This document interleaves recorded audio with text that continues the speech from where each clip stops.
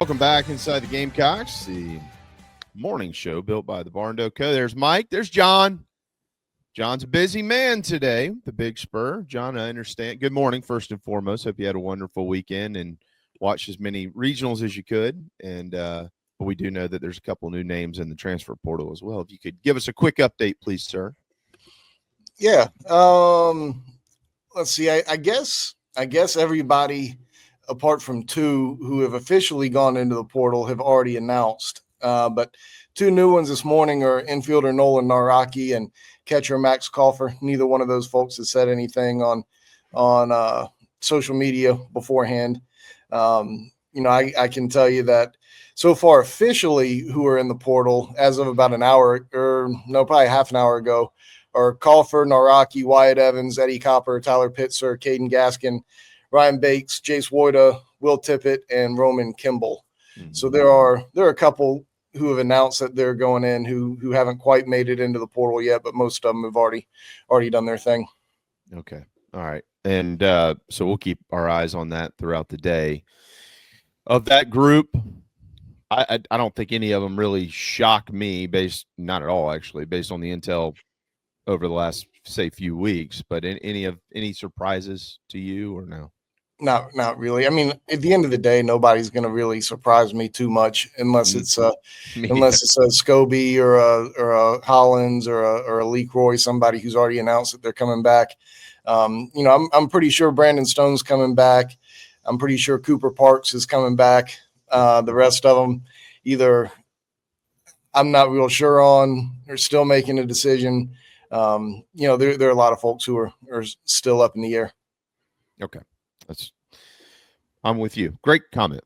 Nothing would really shock me at this point in time. We'll see. All right. So they do have, okay, let's put the high school stuff on the shelf and the JUCO stuff on the shelf. I do like the JUCO hitters that are coming in, John. We'll try to maybe touch on some of that.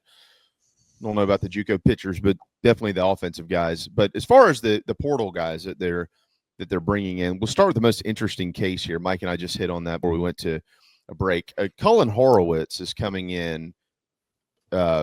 He was at Samford, and I think he entered college as an offensive guy, and then they moved him to the mound. So how much of this story can you tell us, and what is the interest level?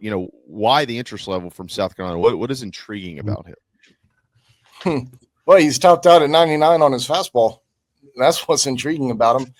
Hit 99 against Troy earlier this season.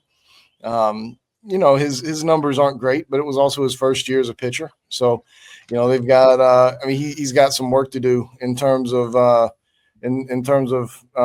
development and just getting him mound time. I mean, I need to find out where he's playing this summer. I imagine that he's going somewhere to pitch and try to hone that craft a little bit more against some live batters. But, he's been a hitter almost all his life. And, now he's going off the bump and try to develop that in college.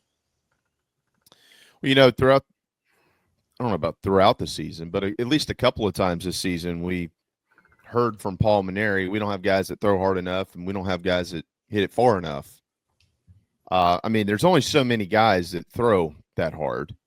And generally when they do, there's a bunch of suitors for them. Do you know about any of that? Were there other big programs after him? John?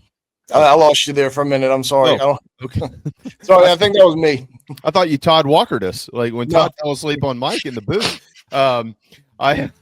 Do you know did Horowitz have the interest from any additional big name programs? Yeah, I'm not sure on that just yet. I haven't gotten to speak to him just yet. So I would imagine so. I imagine that folks are certainly inquiring about him. I mean, Paul Maneri is not unique in wanting to get some power arms. So there aren't too many guys who are out there, especially before the portal opened.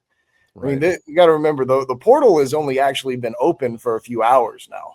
Yeah. So there's still a lot of work to be done now. Agents and players and coaches and whoever else are, working behind the scenes a little bit, but there are only so many power arms that are that were in the portal at that point in time. So I'm sure I'm sure he had plenty of big programs reach out to him. I just don't know who they are yet.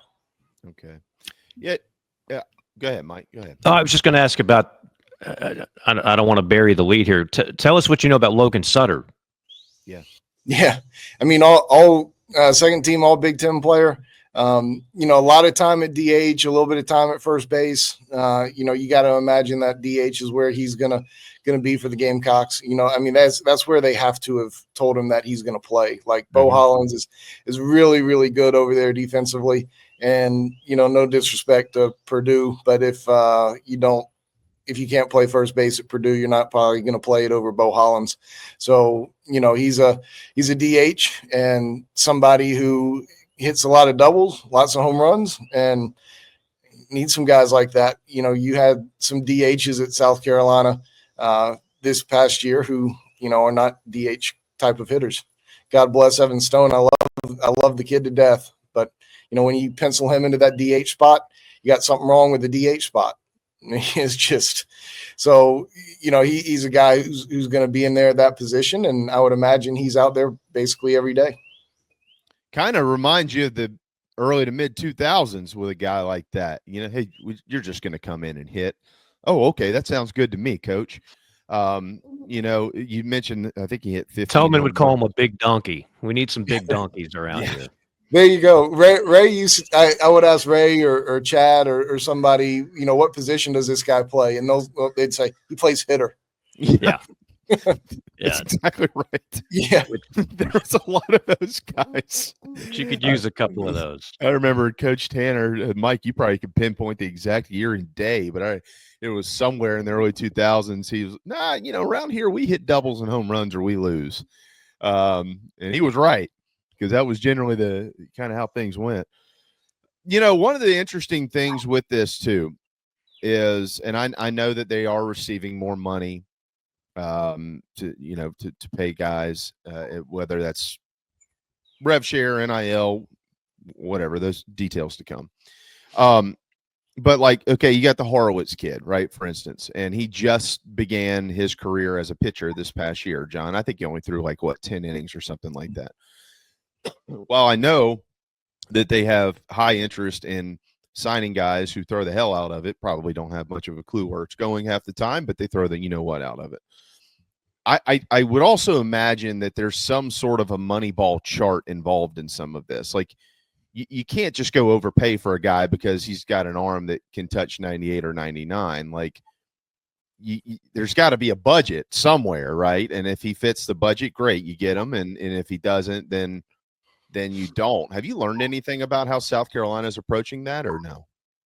Well, I mean, they're going after the players that they value and think that they really need to have and have to have. And, they've probably overspent on some guys, and they're probably going to have to overspend on guys because, like we've talked about before and like we talked about after basketball season, when you're that bad, you have to pay a premium to get players in. So, that's just part of what they're going through right now and will continue to go through. But, baseball is a sport in general where coaches have had to do that when it comes down to scholarships. There are guys you don't want to lose, but the word at the right price has always been one phrase that I've heard when talking about baseball. And when I say price, I mean, back in the old days, it used to be just scholarships.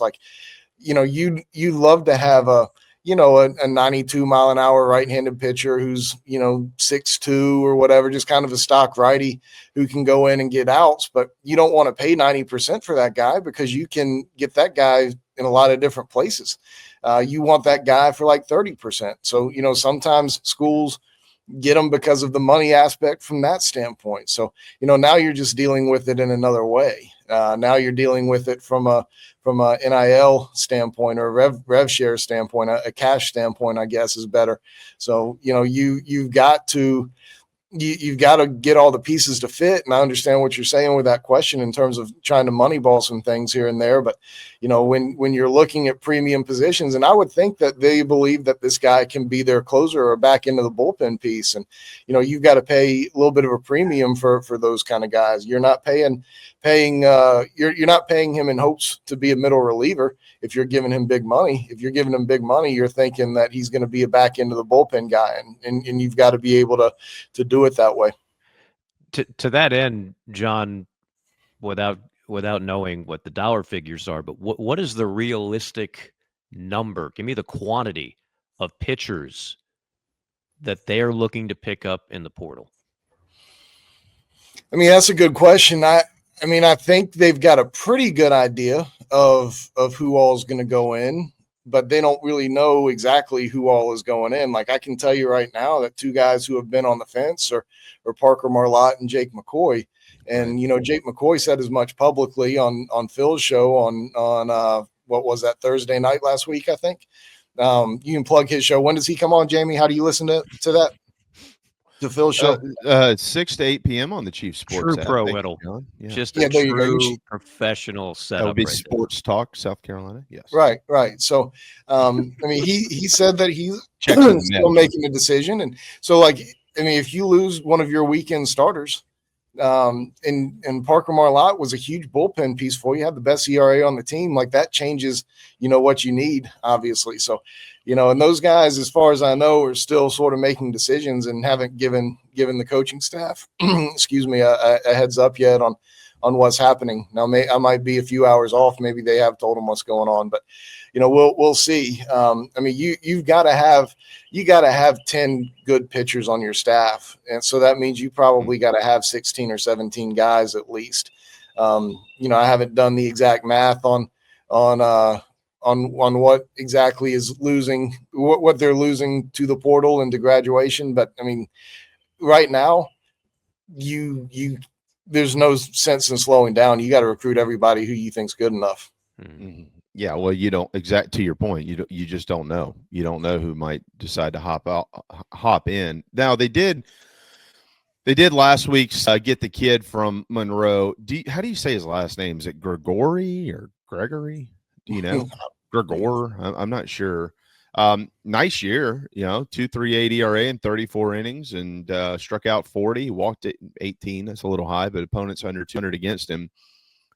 This is way too early to even have any sort of logical or in-depth discussion. But, I was a big believer in Tyler Pitzer after last year, and I certainly felt like he didn't take a step back this year. I thought he kind of fell off the ladder. Copper's injury and then all the stuff that went with that, whatever. When you look at the guys that they have signed out of the portal and the JUCO guys, John, do you have an early evaluation of that group and replacing the dudes that we know are leaving?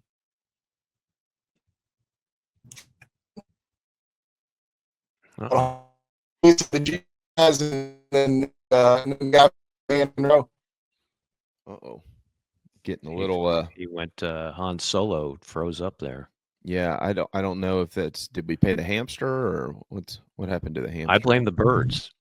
It might be the birds. Instead of chirping, they were eating through John's Ethernet line.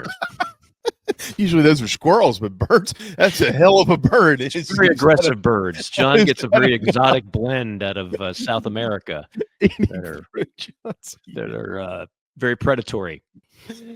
Yeah, I would say so. John, can you hear us? All right, let's try this now. Did you ask about the JUCOs and their roles, or and the guy from Louisiana Monroe? I heard you talking about Pitzer and Copper leaving, and then kind of a subjective, hypothetical, almost question. The guys we know have come in through the portal, and then the JUCO arms collectively as a group. Just your early impressions on them and how they replace the guys that we know are leaving.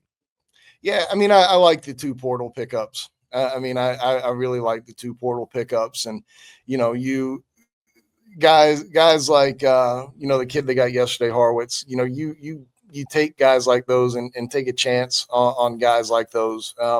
you got to get him for the right price, but you take those kind of chances for the upside there. And, the guy from Louisiana Monroe, he's one who is experienced, has a lot of outings.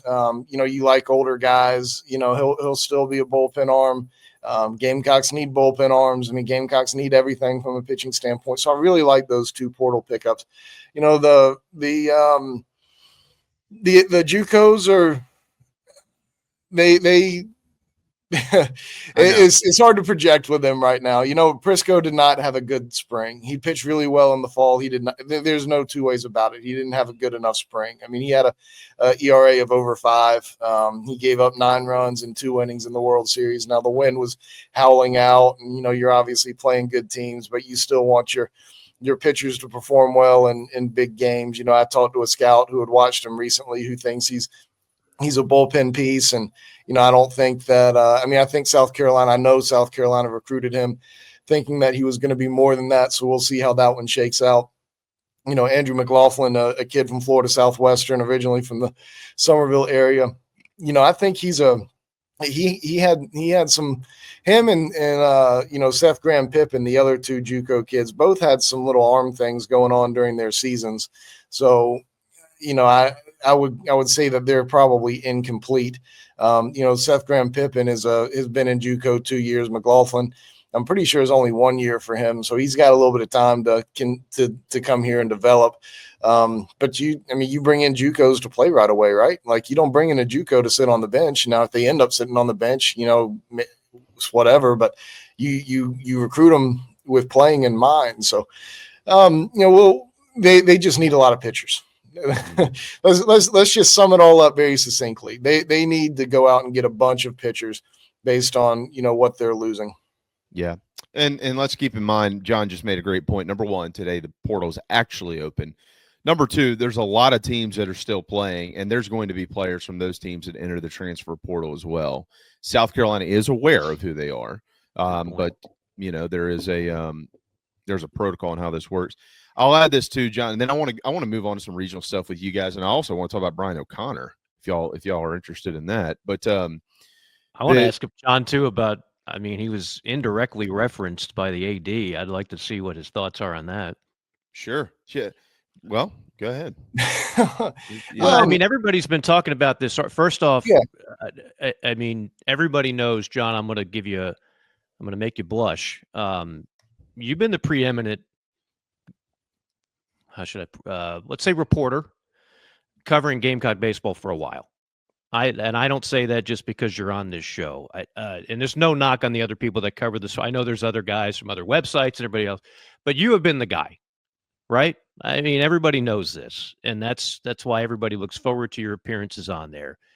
And you wrote the piece that everybody is talking about. I know other people have written pieces, people have said things, but in my eyes, the article you wrote, which was, that's not something for those that are new to John Whittle. You're not like a shock jock. You're not a hot take artist.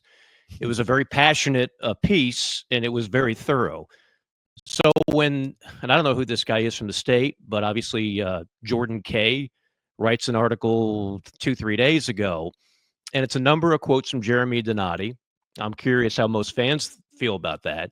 And then when referencing your article, he says, well, it's full of a lot of half-truths and a very subjective source. What was your kind of take when you read that? It didn't bother me too much because at the end of the day, they have no plans to change the head coach or anything about the coaching staff. And, you probably would rather call into question reporting than call into question the head coach. I will take the only thing that rubbed me a little bit of the wrong way about his comments. And, I'm not going to agree with the half truth thing. I mean, I spoke to over a dozen people, and they weren't all disgruntled players. I can promise you that much. I'm pretty measured in what I do and in my commentary. And like you said, I'm not a hot take guy. I actually used to write a column called Cold Takes.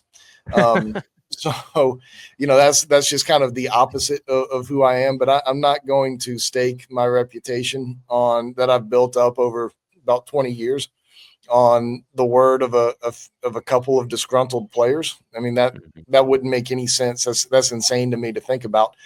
So I mean, the part where he said he had a couple or a few very subjective sources, I take issue with that, just because that's not true.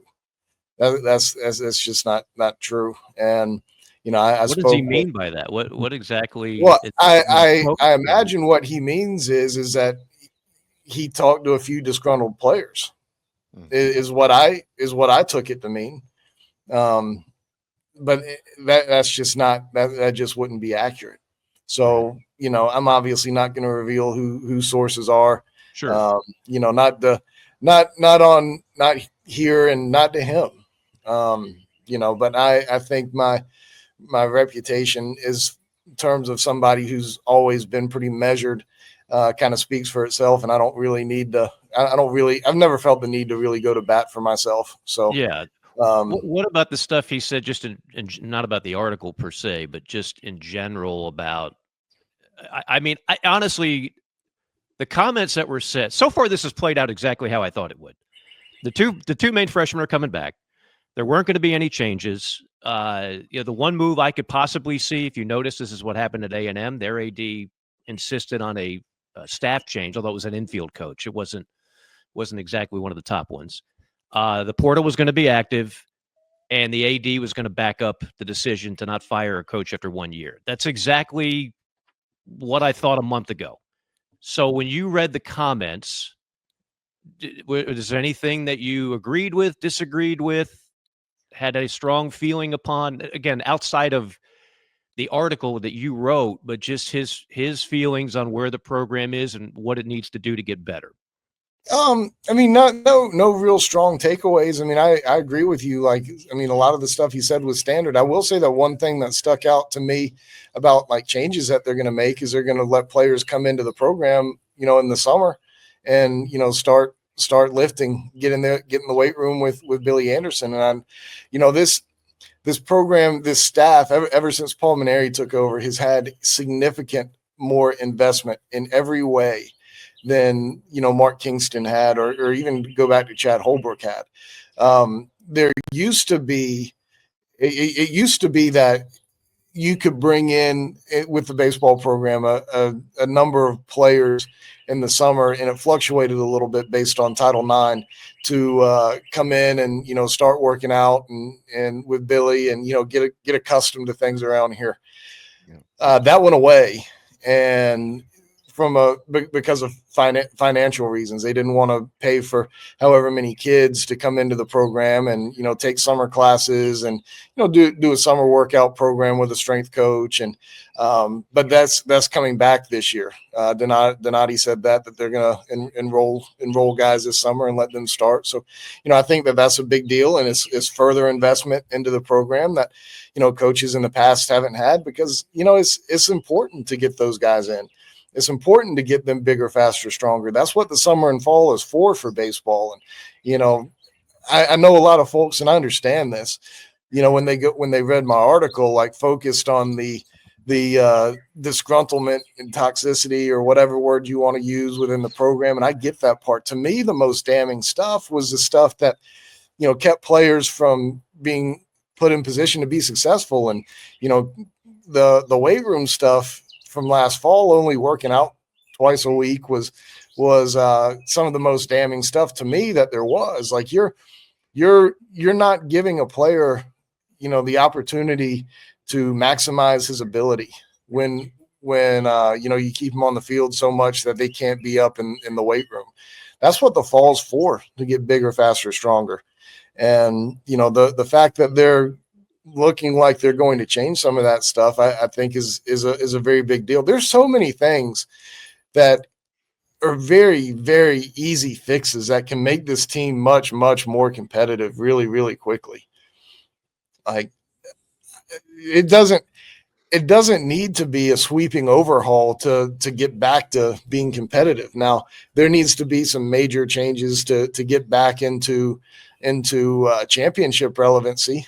And, that's more than, than just on the field, in my opinion. But, there's, I don't know. I just think that some very easy changes that could be made to help players be in better position to be successful and maximize their abilities, I think can do wonders just from the start. To follow up on that, though, John, for decades, college baseball players have been playing in summer leagues. So it's not like, I don't want people to get the impression that they're going to have 30 guys in there working out all summer. That's just not true. There's a bunch of guys that will be off playing college baseball this summer, right? Yeah. That's true in a lot of instances. That's usually for guys who are younger and guys, some guys who are rising juniors going up to the Cape to play and get on draft boards, or even juniors going up to play in the Cape. There's a draft league now for guys. Like Roman Kimball participated in that last year. He was draft eligible, obviously came back, but there's summer league ball going on too. And to your point, it's not going to be it's not going to be the entire team here this summer, but there's going to be the option for guys to come in. So, but a lot of older guys tend to be in the weight room or do internships or stuff for graduation as well, and don't go off and play summer ball. It'll be a balance of things. Well, for what it's worth, John, I did read Donati's comments, and my follow-up question, maybe it was asked, we just don't know, would have been, well, what is a half truth? Specifically, what are you talking about here? But we don't. Did anybody reach out to you, John, from the university? I don't want to go too deep into that. Okay. I haven't.